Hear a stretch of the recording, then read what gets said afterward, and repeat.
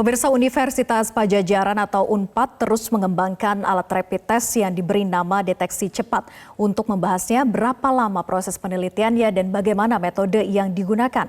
Sudah bergabung Koordinator Peneliti Rapid Test COVID-19 UNPAD, Muhammad Yusuf. Selamat pagi, Mas Yusuf. Selamat pagi. Ya, tentunya ini semua pihak mengapresiasi temuan alat rapid test dari UNPAD.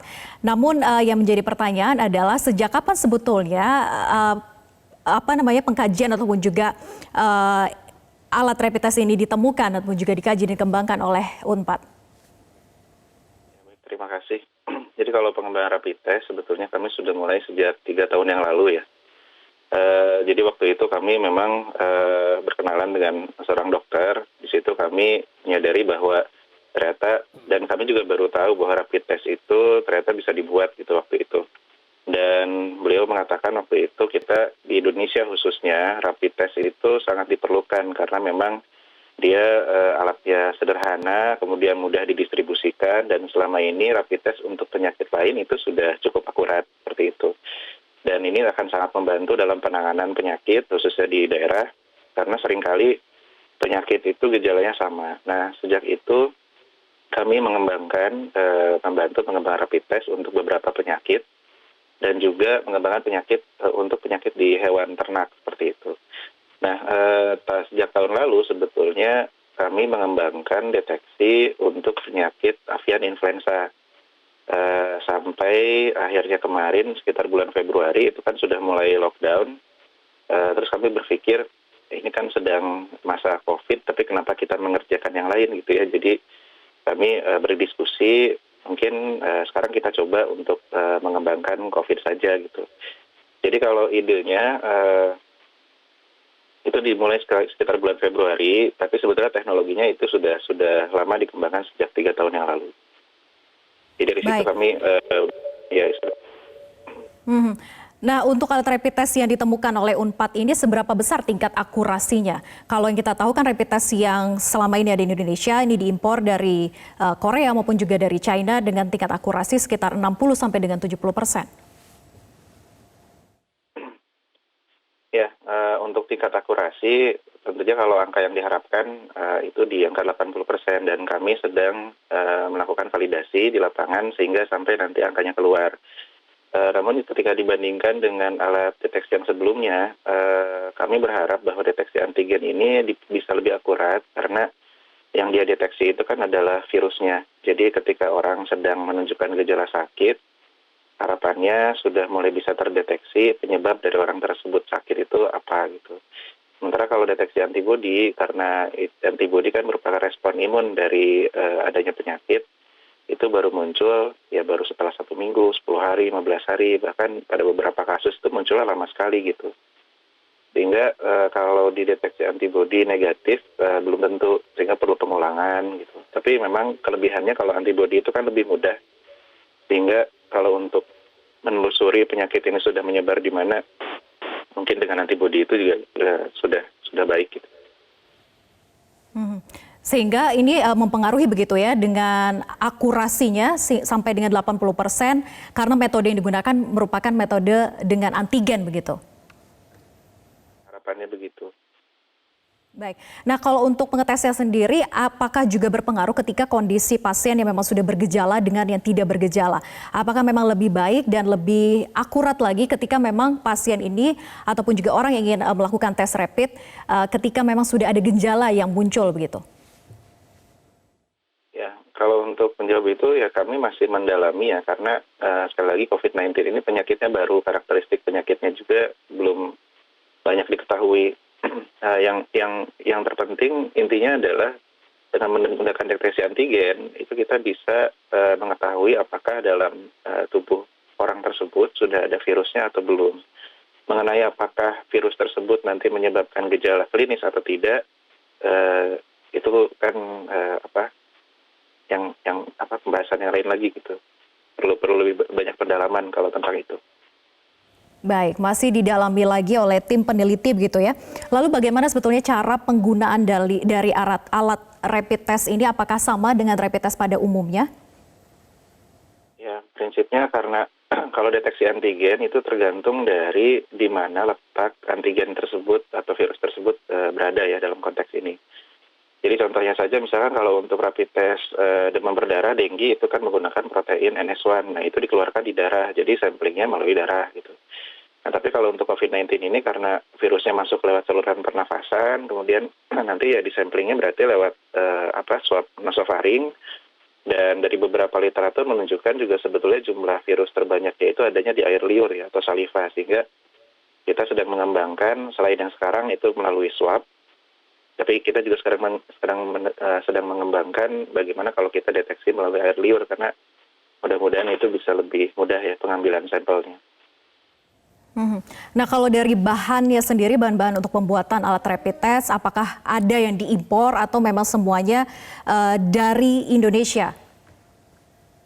Ya, ya selama ini kalau kita produksi, karena produksi rapid test di lokal juga kita sudah lama, maksudnya di Indonesia itu sudah banyak ya, termasuk mitra industri kami juga sudah lebih dari 10 tahun itu memproduksi dan mendistribusikannya sendiri.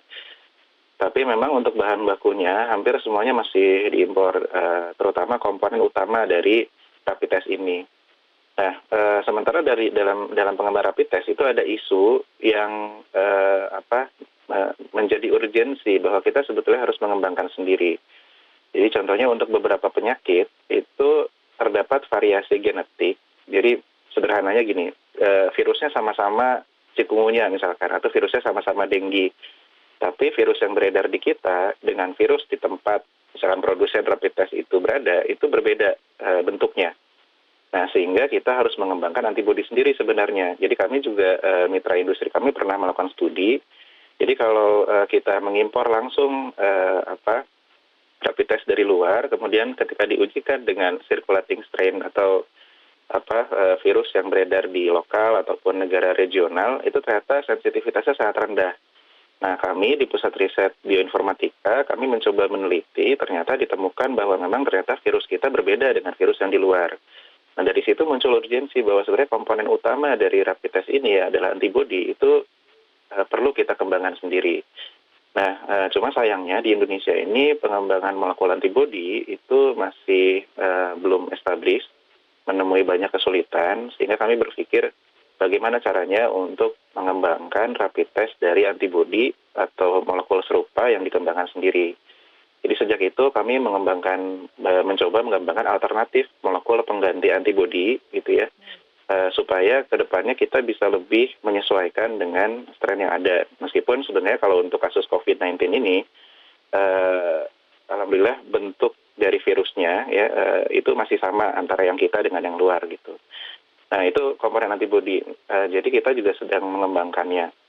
Yang kedua, yang masih impor itu adalah kertasnya nitroselulosanya. Itu karena memang di kita belum ada yang buat, karena kertasnya kan khusus ya, perlu pori khusus seperti itu untuk bisa digunakan. Sementara kalau untuk yang lainnya itu sudah murni lokal, seperti kasetnya gitu ya, kaset itu sudah bisa bikin sendiri, kemudian pouch dan lain-lain, bahkan gold nanoparticle. Jadi rapid test itu kan memberikan garis warna merah, itu ada gold nanoparticle di situ, karena kebetulan kami kebanyakan dari Departemen Kimia, kami bisa membuatnya sendiri juga. Baik, nah ini kan sempat di-upload di sosial media dari Kang Emil begitu ya, karena mengapresiasi temuan dari hasil anak bangsa dari Universitas Padjadjaran ini terkait dengan deteksi cepat. Kemudian dikatakan oleh Kang Emil bahwa ini harganya lebih murah jika dibandingkan dengan rapid test yang kita beli impor gitu dari Cina maupun juga dari Korea. Nah seberapa murah sebetulnya? Ya, kalau untuk harga, kebetulan kemarin mitra industri kami juga sudah mendampingi untuk press release ya.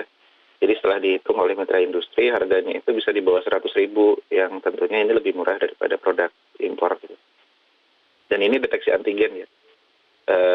Kalau di pasaran itu deteksi antigen bisa di angka 400 sampai 700.000. Nah kalau untuk produksinya sendiri sejauh ini apakah sudah untuk produksi massal atau memang masih dalam tahap pendalaman, lalu kapan targetnya untuk bisa dipasarkan? Ya, saat ini kami sedang produksi untuk keperluan validasi ya, jadi sekitar 5.000-an gitu. Ya tentunya produksi skala besar baru akan dilakukan setelah hasil validasi lapangannya keluar, karena kan proses pengembangan itu bertahap. Jadi pengembangan formulasi di laboratorium, kemudian validasi, kita coba alatnya dengan protein virus ya yang kita teteskan, ternyata hasilnya sudah baik gitu ya. Terus kita coba uji spesifisitas, kita coba dengan virus lain, apakah alat ini ternyata juga reaktif tidak dengan virus lain, misalkan seperti itu. Nah, setelah datanya bagus di laboratorium, baru sekarang diujikan lapangan. Jadi kami sedang bekerja sama dengan beberapa pihak, ya, rumah sakit, Labkes Jawa Barat, gitu ya, dan sekarang juga alhamdulillah dari pihak kampus lain, khususnya yang ada di Jawa Timur, di Surabaya, itu juga sudah mengontak kami, sudah mengontak dan akan bekerja sama, karena sekarang kelihatannya kan kasus banyaknya di Jawa Timur seperti itu. Baru harapannya prosesnya selesai dalam waktu sebulan. Nah, setelah itu baru kita akan produksi dalam jumlah yang lebih besar seperti itu. Baik, kita tunggu tahapan validasi yang dilakukan oleh tim peneliti dari Universitas Padjadjaran. Terima kasih Koordinator Peneliti Rapid Test COVID-19 UNPAD Muhammad Yusuf sudah bergabung bersama kami di Metro Pagi Prime Time.